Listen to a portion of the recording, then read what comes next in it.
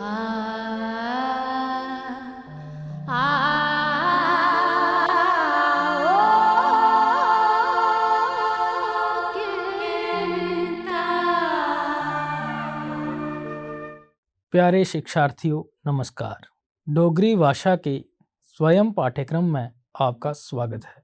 हमारा आज का विषय है डोगरी में बहुवचन बनाने के नियम। आज हम डोगरी में बहुवचन शब्द कैसे बनाए जाते हैं वो सीखेंगे। आओ हम एक एक करके इन पर चर्चा करते हैं।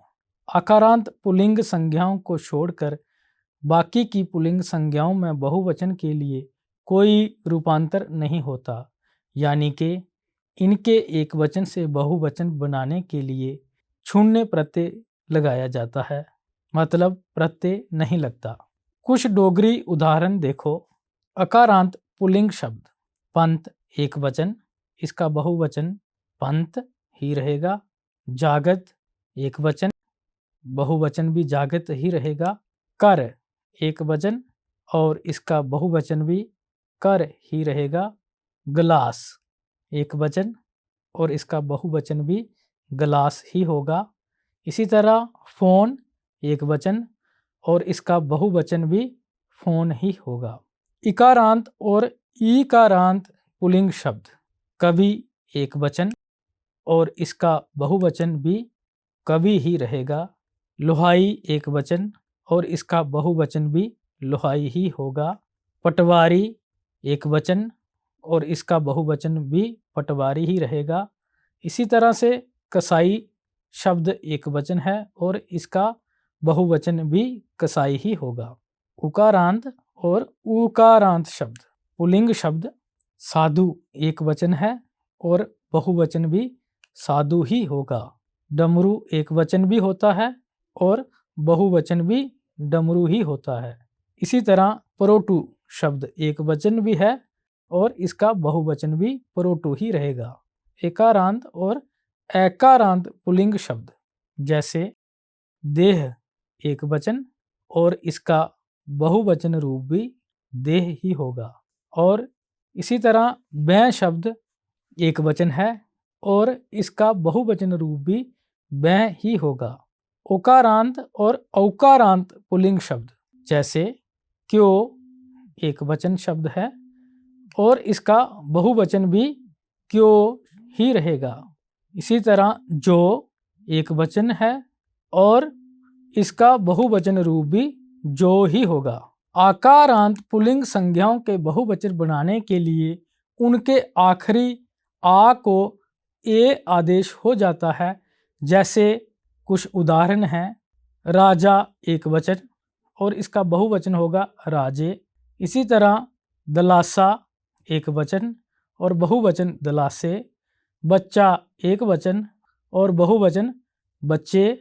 दादा एक वचन और इसका बहुवचन रूप दादे होगा।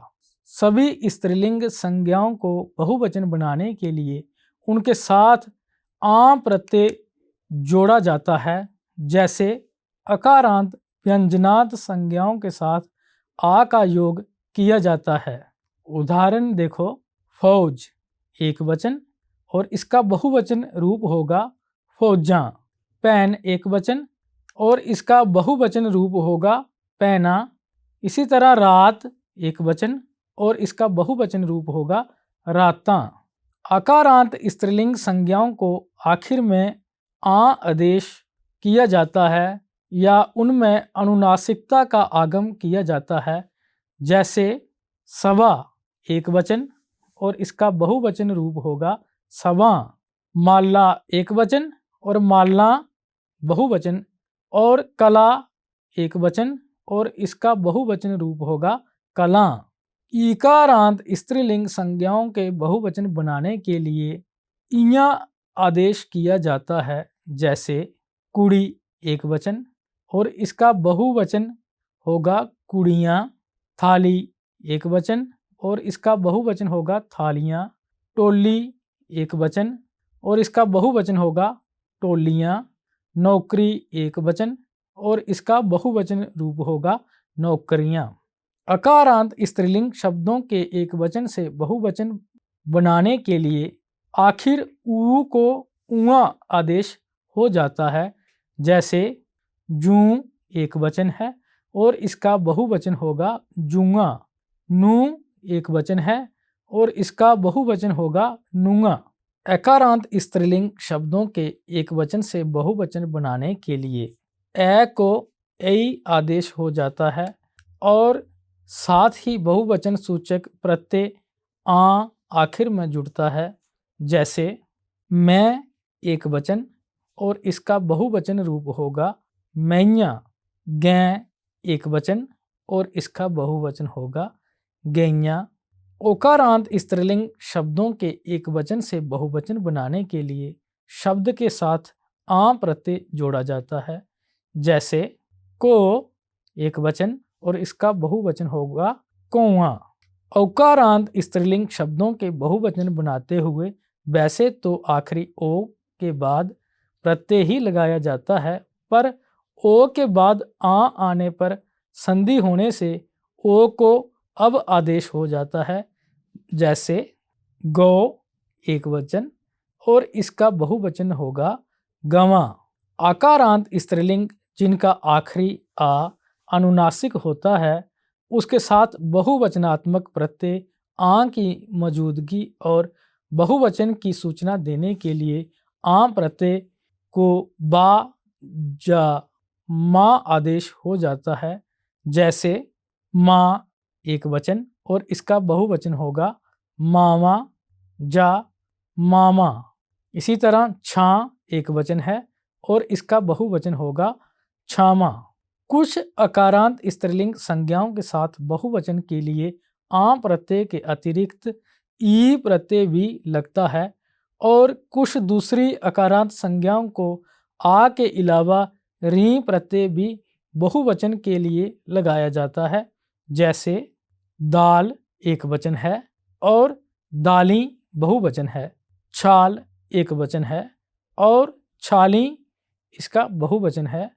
इसी तरह गाल एक वचन और गाली बहुवचन।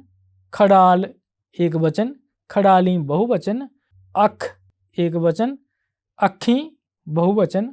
कुछ इकारांत संज्ञाएं भी ई प्रत्यय के योग से बहुवचनात्मक रूप धारण कर लेती हैं। जैसे बखी एक वचन, बखी बहुवचन।